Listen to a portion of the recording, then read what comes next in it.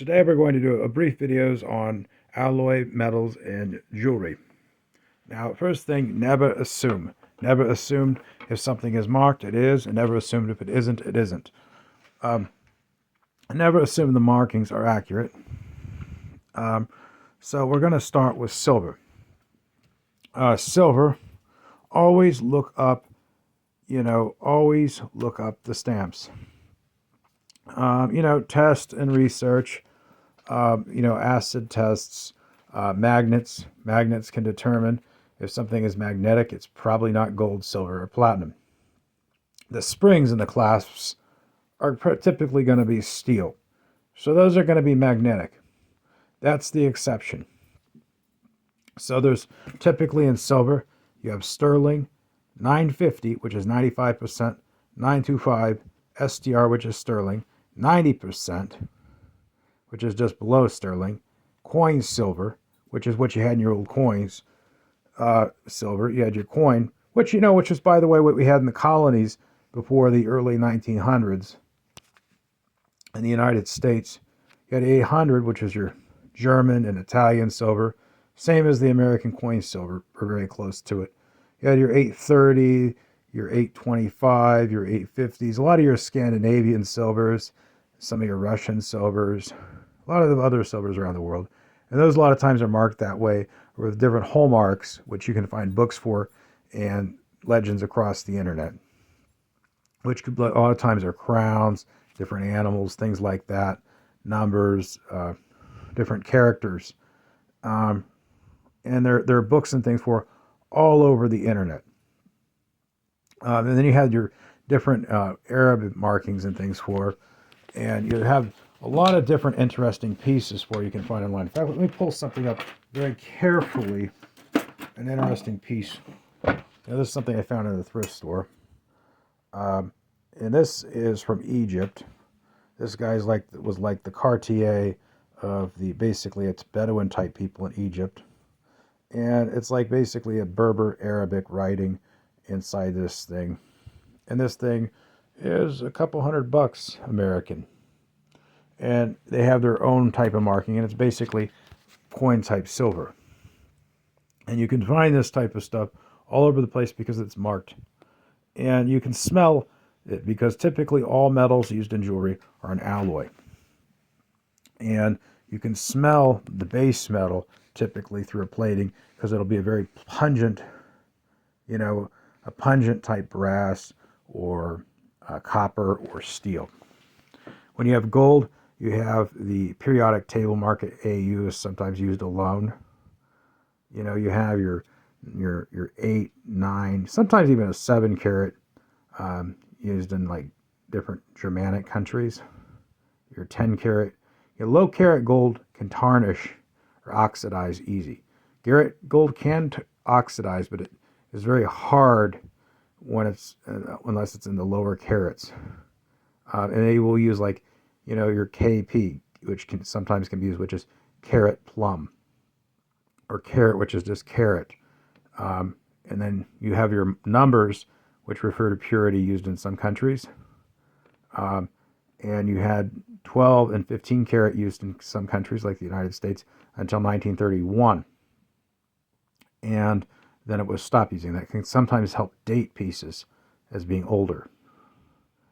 And then you have these numbers used in certain countries, and you can sometimes figure out different countries and periods. AU is often used with certain types of characters in some countries, which help you figure out which countries they might have come from. And you have assay marks like London and Edinburgh and Birmingham, and you also can use the same type of smells, You also have with platinum. Platinum has a very type of, and one thing to talk about with gold is you have white gold, you have yellow gold, you have rose gold. You also have lesser common gold colors, like you have purple gold, because these are all different alloys. And they like, this is white gold diamond ring. here, a very old one from like around, like just after World War II. This is an Art Deco gold, yellow gold brooch. Um, this is a very low karat gold, um, ring. So you have different ones. But anyway, with platinum, and then you have the silver. And never assume that just because something is silver that it doesn't have, or something is a certain metal doesn't have a nice stone. This is a sapphire, a nice sapphire ring. This one, I bought the stone because it is a deal, and I got a very nice ruby because it was originally going to be in gold, and I negotiated, and I had the ruby put into a silver piece. This is a natural star ruby, and it is in silver. This is a diamond and pink tourmaline pendant with a little bit of gold in it.